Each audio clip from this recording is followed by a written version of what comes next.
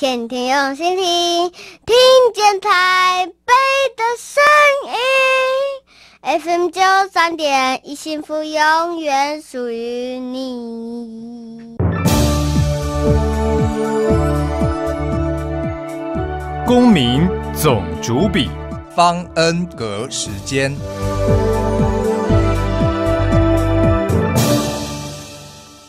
谁当家？谁当家？谁当家？你当家？谁当家？谁当家？谁当家？我当家。你当家？我当家。到底谁当家？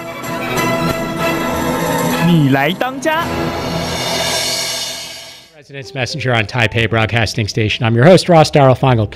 Today, our guest, or should I say our sweet guest, because the topic is going to be chocolate, and who doesn't love chocolate? But our guest is Joyce Yu from Sabor del Sur Chocolates. And Joyce, you're also a matchmaker and relationship coach, in addition to a chocolatier. So welcome so much to the show, Joyce. Thank you so much, Ross. Before we talk about Sabor Dorsal and what makes this chocolate so special, and talk about matchmaking and relationship coaching, and also Chinese Valentine's Day, Qixi, which is coming up as well. So there's a connection here.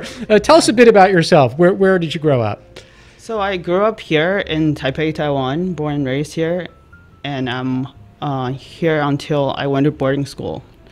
Okay, now when you were a child, did you want to be in baked goods? Like, was that like your desire? Like, I want to be in the chocolate business? Did you just, always dream of being in the chocolate business, or did you think of doing something else when you were a child? So when I was really young, I really wanted to be a housewife, but then I changed well, thank you for your honesty.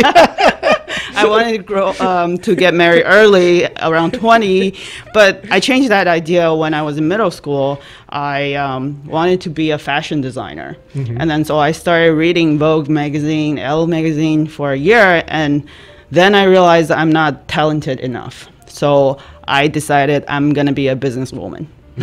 Did you do a lot of cooking activities as a child, though? Because now you're in the food business, and very often people get that inspiration early.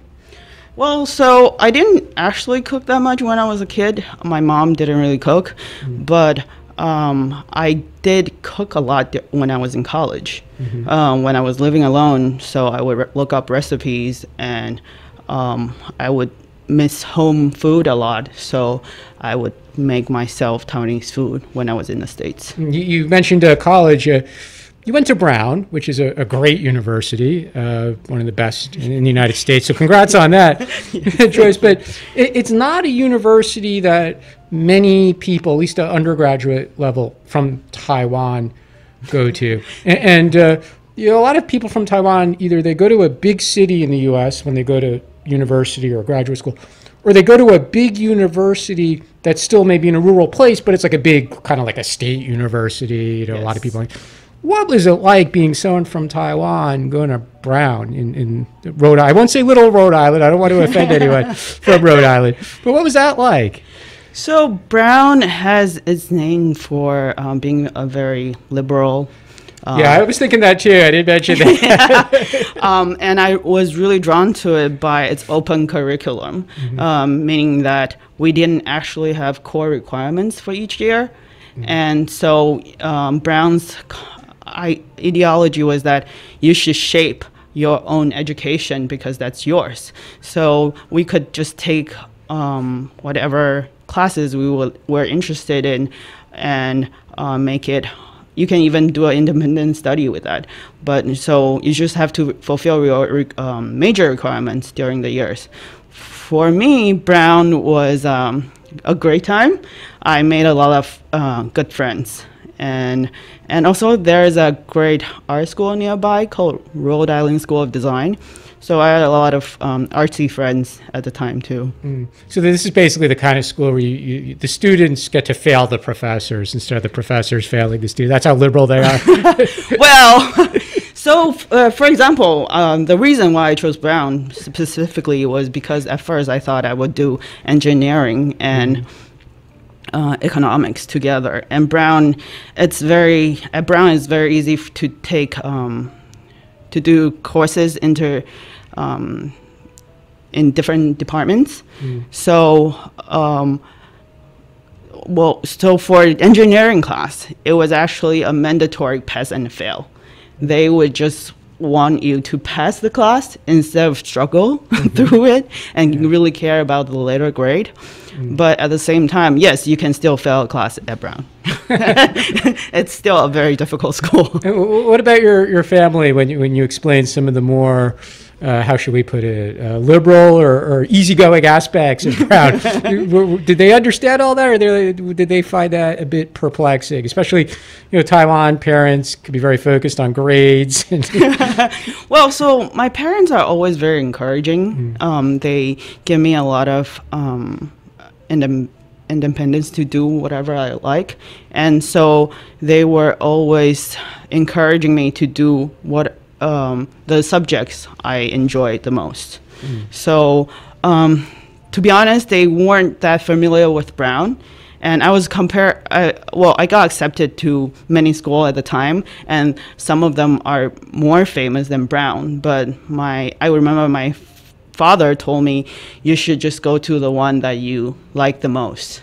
So they didn't really care about what the school is like. Did they come visit you in Providence? My mom sent me to school, so yes, they saw me. That's it, though. They didn't come again. and then my dad came to my graduation. That's it. That's it. Yeah. But okay. Other than the infrequent family visits, what did you like about living in? It's not just small town America, because it's also on the water, so it has that aspect as well of that kind of culture. And if anyone's ever seen one of those movies about fishing and the Northeast and the water, that it's that kind of place, right? Yes. So tell us about living in small town America, but on the ocean. Well, so for me, Providence was still not a small town anymore, because I was in a boarding school before that, and boarding school was in the mountains. So relatively, Providence was a bigger city for me. And of course, compared to Taipei, it's relatively small, but I really enjoyed the food scene there, because there are a lot of people who had roots to Italy, so there are many great Italian restaurants, and also I think the best fruit tart in the world is in Providence. It's from this dessert place called Pastiche, and that was my favorite. I would still miss it even till now. But about the waters, because I'm always visiting family here in the summer, so I didn't really get to enjoy the water scene when I was in Providence. I actually remember the most was the cold and windy, and it rained a lot. Well, we're used to that in the summer here in Taipei, I suppose. With typhoons this week. In addition to some of your business experience, you also worked a bit in an NGO here in Taiwan. Tell us about that. So the NGO I worked for is associated with the church I go to. My mom is actually the pastor of the church. So our foundation works for the, at the time when I was working for it, it helped another foundation. We partner with another foundation who they provide hot meals for the homeless people. So my main work there was to fundraise for that foundation, and also we designed we had summer camps for kids to have activities to do during summer, and also because in our community there are some single parents, so there are after class activities. So yeah. Are people like something like the summer camp? Are people or families attracted to that because they're already involved in the church, or is it more the other way around? People say, "Oh, well, this is just a good program. They're good activities," and the religious aspect is secondary consideration for participants. Yeah, I think for more the people who sign up, it was more because it was a good activity and they feel it's a positive summer program to sign their kids in for the summer. And so for us, it was really to be there to care for them at the time, and also to maybe do some evangelical religious work. Well, you said you did meals for the homeless and outreach with single moms, but looking back on your time working in the NGO, for you personally, what was most gratifying? I think it was the relationship I built with people, and you see how their lives change. And also because a lot of times, I think in the society we live nowadays, a lot of people struggle, but they don't really reach out. And it's when they really, what the trust that I built with people, that I feel that I'm really making an impact, and that was really gratifying. Which is a perfect segue to your work as a matchmaker and a relationship coach, because it sounded like working in the NGO gave you experience with bringing people together and understanding their needs. Let's talk first about the matchmaking. 2021, it's the modern era. Who still needs a matchmaker?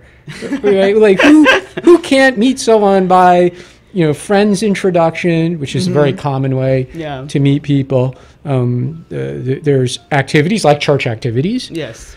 There's places like work or the gym, and then of course there are the online platforms. Who still needs a professional matchmaker?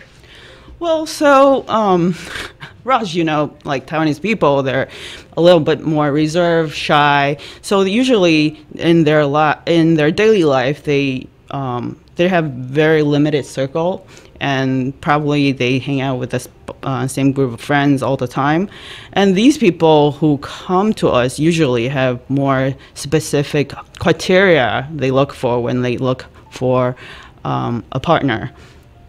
So now I'm going to cut you off there. I'm going to say, are there any criteria that you reject? I'm not going to. Don't tell me you want somebody who is 6'4" or so. Like do you have like specific rejectable, if that's a word, criteria? Well, so for me personally, as a matchmaker, when I hear about people's criteria for height, I usually don't voice out my opinion, because I think height is really irrelevant when it comes to a perfect relationship. But for some people that's just attraction. So maybe certain height for them, there's certain attractiveness to it. But for me personally, I feel height is not as important as the other stuff. Single people pay attention. Yes. And my mom actually has a saying. He says, 矮的人比较爱老婆. So shorter men love their wife more. I mean, that's just her personal opinion. I hope my girlfriend is listening to this show and realizes that, because your host is not so tall. But give us some more detail. People are busy, they're working, but what else? Are these people who had a bad breakup, or they're under family pressure to get married right away, or maybe because they're already in their late 20s or early 30s. Who are these people who are still looking for the professional assistance? So people who come to us, usually they come to me when they are in their mid 30s. So slightly older. Yes, and they usually are pretty successful in their careers, and that's why they don't have time to meet new people, and they usually tend to dislike using apps and meeting people online, and that is why coming to me is a more efficient way, because then they can source out the finding part to me, and then I can just match her up with some the ideal person. How do you measure your own success? I mean, surely you don't measure it only by whether or not a marriage results between two clients of yours. I mean, there must be other ways, because getting two people to marry, I mean, that's it's a lot of work. Yeah, it's difficult. So, I mean, how else do you measure the success of your service? So for us matchmakers, we actually consider us being successful when the couples stay in contact and they start dating, and that for us is a success already. Whether or not they make it to marriage is not up to us. But that is also why I want to be involved in relationship coaching, because sometimes matching people up is easy, but maintaining the relationship for themselves, they sometimes they have a difficult time doing that. Well, surely that's a good segue to the relationship coaching part, Joyce. But I mean, surely your relationship coaching customers or clients are not just people you introduced on the matchmaking side, right? So let me ask you a similar question: Who comes to you for relationship coaching assistance? Well, give us a profile. For relationship coaching, a lot of times it's when they realize that actually they have some work to do. They are not necessarily in a relationship, but they are trying to become a better person, to find the ideal person. So they realize that relationship is not just with themselves. So it's a lot of times it's people who are more self-aware, and maybe they have failed marriages, failed past relationship, and they realize there's something they have to work on. So they come to me. How much time do you need to spend with someone on the relationship coaching side until they're considered ready to go out and have better relationships without your help? Well, it really depends on the person. And usually, so I'm currently working with a client who has a timeline of for her to meet someone by the end of September. You can't force these things, though, right? It's up to either fate or, if you're a religious person, the intervention of a higher authority, right? Yeah, luck. That's right. But you first have to believe that you're gonna have a good relationship. Oh, yeah, good point. But this kind of reminds me, though, when there's a few traffic accidents or some serious crime, and a politician, like a mayor in Taiwan, says, solve all the crimes by like the end of the month. It just doesn't work that way. Well, I think as long as the person feels there's progress, then it's fine. And also my relationship coaching sometimes involves two people who are already in a relationship. So this is more like they do premarital counseling. I do premarital counseling for them, or there are just some glitches they want to fix. Without trying to make any fun of people who seek the services of a relationship counselor, can you give us some examples of the typical problems that a couple will come to you with? Or if you have some entertaining ones, that's fine too. We'll keep it a little lighthearted. But what are the? I mean, is it just as simple as working too long? I don't see him, or I don't see her, or I got to do more of the things around the house or the kids, and he's just watching TV and not helping. What are some of the issues you typically see? Well, so. Okay, here's an interesting one. There's this mom who was really eager to find out whether her daughter is going to marry her current boyfriend. So she signed her daughter up for my premarital counseling, just so she can get a marriage date from her.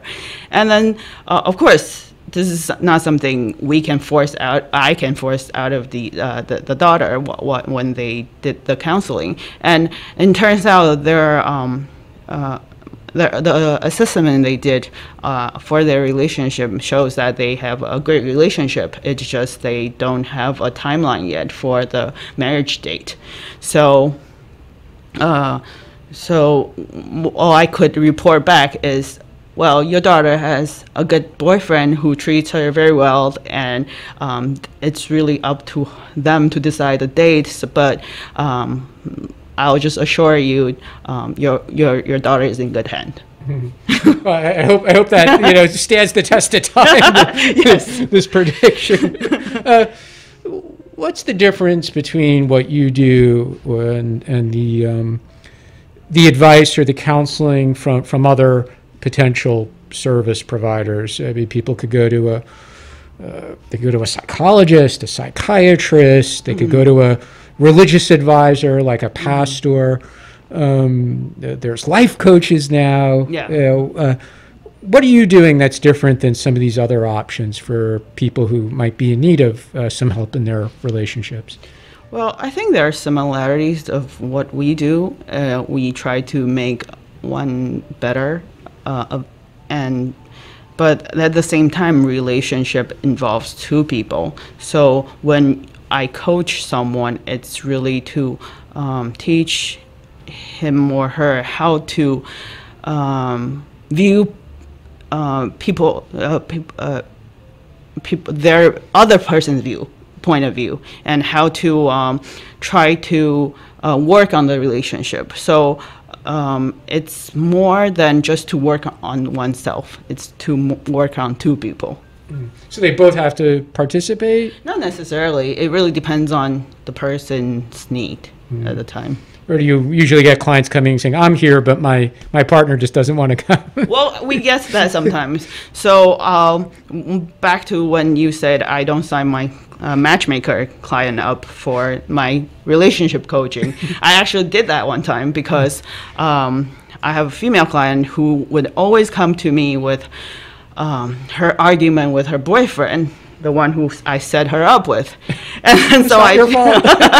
Nope, but I just couldn't take it anymore. I was like, oh, okay, maybe if you have these many issues, maybe it's time for you guys to come in for a session. And when they come, the guy wasn't really happy about it, but he was still cooperative. But well, so the story of this couple didn't end well, but yeah, but well, hopefully they'll come back as relationship or matchmaking. Yes, still working on that. But so there are these times that you find it difficult to work when these two people are not on the same page. Let's switch over to the food business. Although the relationship and matchmaking part was fun. Before you started the chocolate business, as a way to get more experience in the food industry, you worked in the premium egg business. Now, for listeners who don't know what that is, tell us what the premium egg business is about. Okay, sure. So I worked at the time with a local farm in Zhanghua who raised his chicken with this special feed that involves involves truffle, 灵芝, all kinds of good supplements for the chicken to make sure that they deliver good eggs. So these eggs will have extra nutrients. And so I was the wholesaler here in Taipei. And I love food, and that is why that was the business I went in first, because the egg was just really delicious, and you can really tell the difference. Why? How can you tell the difference? Well, so you know how you're not supposed to eat egg raw? Mm-hmm. But with these eggs, you can actually drink it raw, but still feel sweet in your mouth. And that's when because sometimes you get the egginess, but these eggs don't. And when you do a soft boiled egg, the yolk are just really delicious. Okay, I'm going to ask one quick question before we take a break, because of my own bias as an American. Now, because you lived in the U.S., you know Americans, we like the white eggs. Then we come to Taiwan and we find those brown eggs a bit unusual. Yeah. So were the premium eggs white or brown? Well, they're just different.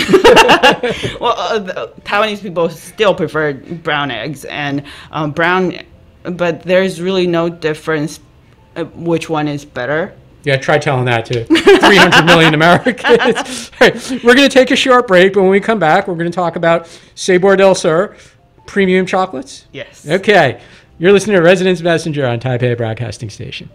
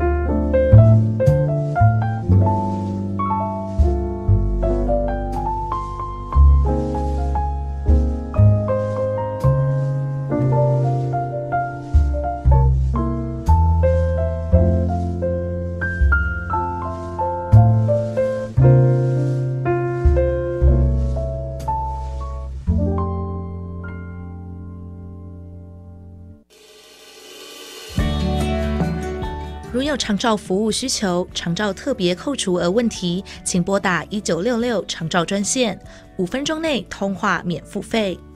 一通电话让长期照顾管理专员协助申请长期照顾服务及解答长期照顾特别扣除额相关问题。以上内容由台北市政府卫生局提供。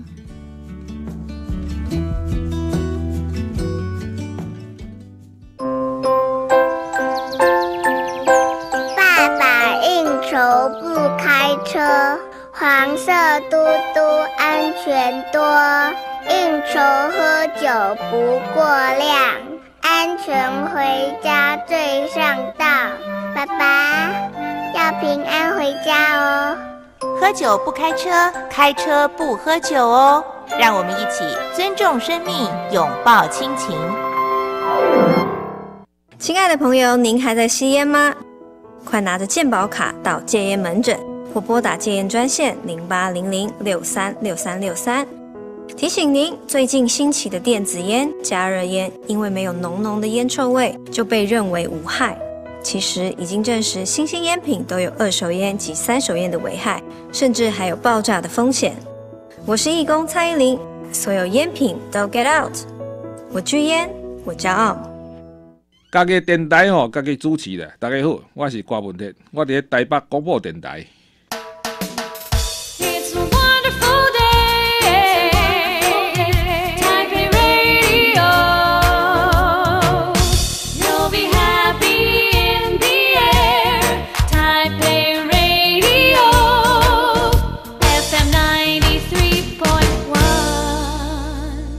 谁当家？谁当家？谁当家？你当家？谁当家？谁当家？谁当家？谁当家？我当家。你当家？我当家。我当家。到底谁当家？你来当家。 Welcome back to Residence Messenger. Our guest today is Joyce Yu from Sabre del Sur Chocolate. Let's talk about this great chocolate, Joyce.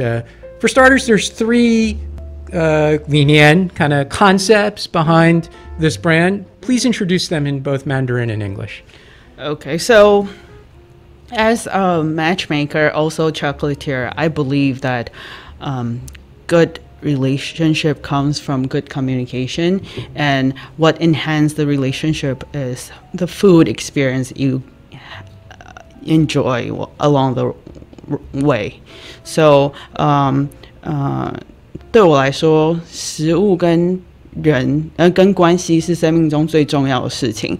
那我很乐于助人有沟通无碍的关系，然后也很喜欢很珍惜食物在关系中创造的经验。So, according to your website, these three concepts are as you just described it.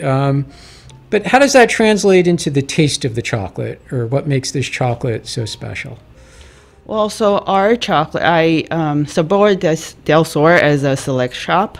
It carries two brands of chocolate, and both of the chocolates are from the Philippines, and they're both bean-to-bar chocolates, which means the manufacturer, they source cacao beans directly from the farmers, and they will handle it all the way to finished products. So they preserve the best taste of a chocolate, and so when these fine chocolates, they taste a lot, there's a lot more depth to these chocolates, so you will sample it as how you taste those single origin coffee.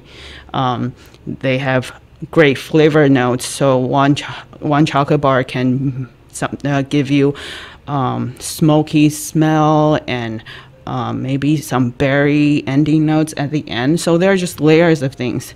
And how chocolate just is associated with love all the time. What do you get for Valentine's Day? You get chocolate. So it's just a way to demonstrate love, I feel. Now you mentioned that the beans and the chocolate comes from the Philippines. Yes. is it from one specific location where the beans are grown, or are they sourced from different regions of the Philippines? So the cacao beans are usually grown in Davao, the south of the Philippines, and because that's the tropical area where you have a lot of different varieties of farm goods, and so they plant these cacao trees. It's intercropping. They will grow it with tropical fruits, so that's how you get these different notes in different chocolate bars. We often think of the Philippines for the fruit, which you just mentioned. I happen to love the bananas because I think they are really sweet, maybe a little sweeter than Taiwan bananas, which are also very good as well. But we often don't think of the Philippines as a place that exports kind of finished food products. So when you wanted to bring the brand to Taiwan, tell us a little bit about the reaction, during the initial period from potential buyers or the sales channels, the stores, the retail stores. Tell us about the reaction. We said, I'm bringing a Philippine made chocolate to Taiwan. So these brands I carry, they actually are pretty well known in the international chocolate scene, but not in Taiwan. The reason being, people do not really know much about the Philippines other than bananas, like you say, or mango. And so when I first introduced this product, people are usually surprised to hear that Philippines make chocolate, and they would be surprised of how beautiful our packaging look. Yeah, you brought a package today, so it is certainly very, very colorful. It is very beautiful. Yes, and you see the vibrant tropical colors used at the packaging. But so a lot of people will associate these brands with, because for Taiwanese customers, they usually think chocolate equals European brands. So it takes time to educate them, because now we talk about how you source directly, locally. So it's actually great products to introduce to Taiwanese, the Taiwanese audience, I feel. What is it about the different flavors that specifically hits it right with the Taiwanese consumer, though? So Taiwanese palates, they usually like things that have ingredients inside, for example, mango, or some fruit bits in the chocolate. And it sounds like anything at a Taiwan bakery in my experience. There's always a surprise inside. Yes. So our flavor bars are actually really popular here because we have calamansi jingji, like inside our chocolate, or mango inside our chocolate. But at the same time, because people nowadays, Taiwanese people, consumers are very aware that you should eat high chocolate bars with high percentage of cacao.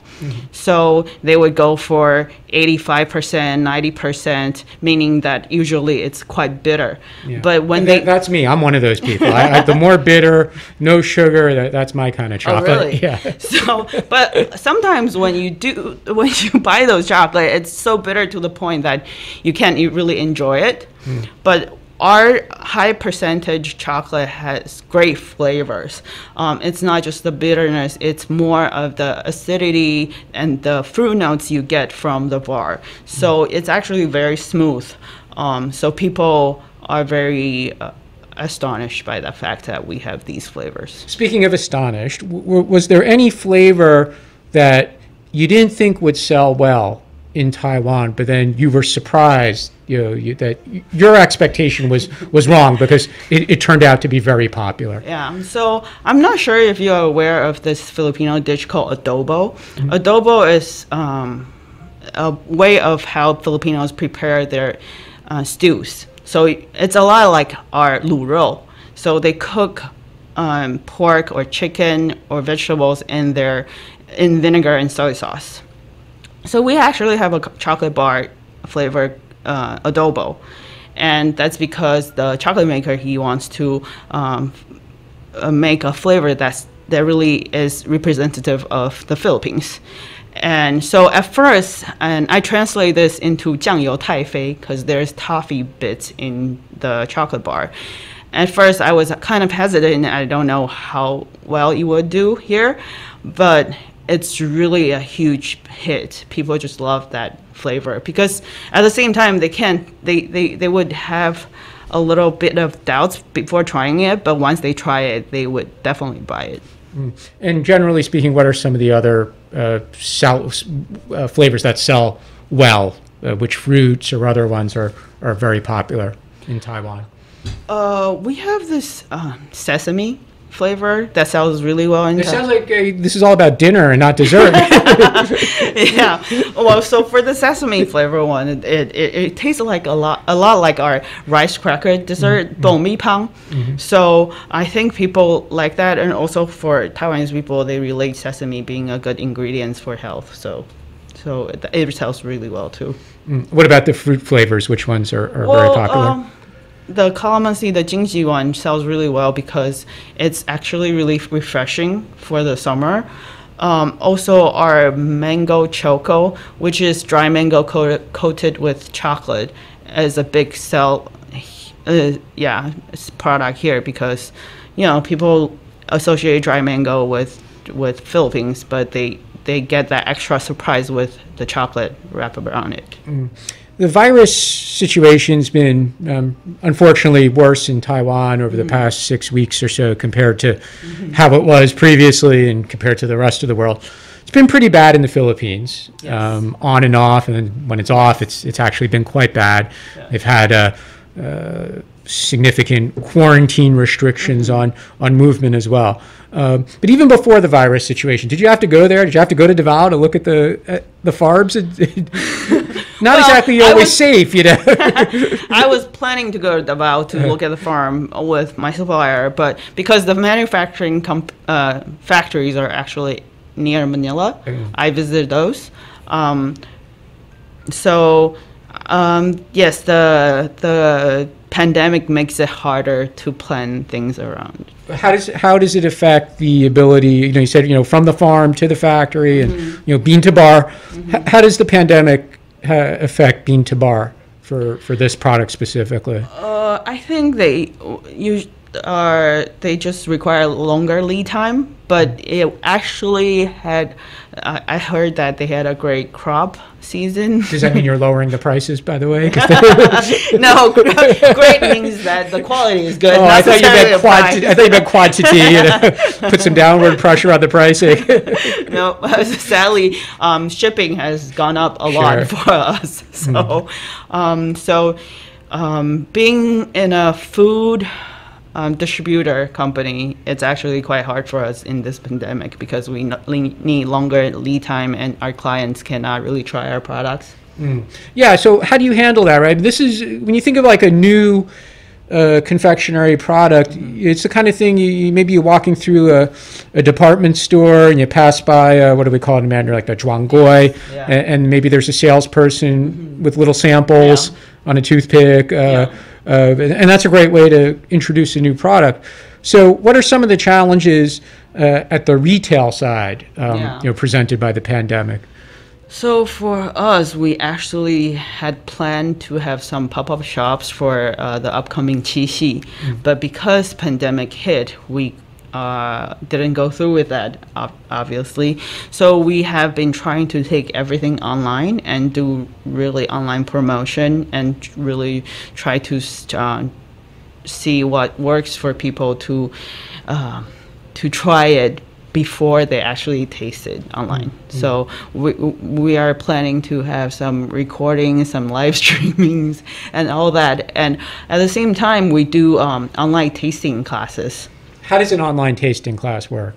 So if you would sign up for our class, and we will mail out the package, and so it would be a Zoom session where we walk you through how to taste chocolate correctly. And are there pairings as well, like beverages that paired with the chocolate? So chocolate is actually paired really well with some of the sweet wines, and also when you think about chocolate, you have it with coffee for your afternoon tea. So for our online shop, we actually pair with hand drip, pour over coffee as a promotion package. And how's the interest from the public in Taiwan been in the online chocolate tasting classes? Because it's still a new concept for people. Yeah, right? we're ruling it out and still promoting. So I think people are interested in trying, but I think also people are waiting and see if restriction loosen, because they would really want to do this in person. And you mentioned Qixi, Yeah. the Valentine's Day, which is upcoming. So what should people be buying, as far as chocolate? Tell us what Sabre del Sur products would make for the perfect gift so that you will not need a relationship coach in the future. Yes. So we actually have this great 3-bar gift set, and for 3 bars we have chili in chocolate and calamansi jinji in chocolate, and also we have torong, which is banana in chocolate. So you have the spiciness, you have the sourness, you have the sweetness in love. I don't know, Joyce. This kind of sounds like you're telling your partner, you're sweet, but you're also sour. No, it's just a great symbol for what love is like, what a romantic relationship is like, and it's. Well, you can see online, it's really great packaging, so people would be happy. Some people are already putting orders for it already, yeah. And we actually have another gift set, which will be more limited, because these are only 1,000 sets in the world, and we get 100 set in Taiwan.